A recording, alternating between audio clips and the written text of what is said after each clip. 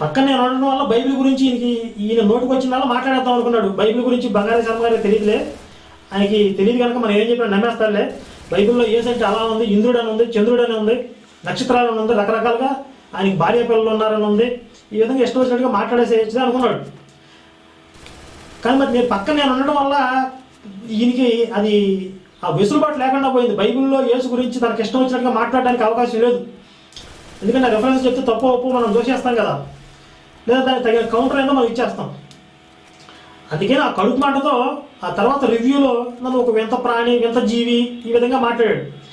ఇలా వ్యక్తులపై వ్యక్తిగత విమర్శ చేయకూడదు, ఒక పక్షంలోని వారిపై ఇంకొక పక్షం వారు వ్యక్తిగత విమర్శ చేయకూడదనే నియమాన్ని ఉల్లంఘించి ఈ విధంగా మాట్లాడడం జరిగింది. అంటే ఈ ఒక్క నియమం అనే కాదు, వీళ్ళు మొదటి నుంచి అనేక నియమాలు ఉల్లంఘించారు. ఈ చర్చా వేదిక కంప్లీట్ అయిన తర్వాత మీకు దానికి సంబంధించిన పూర్తి వివరాలు తగిన సాక్ష్యాధారాలతో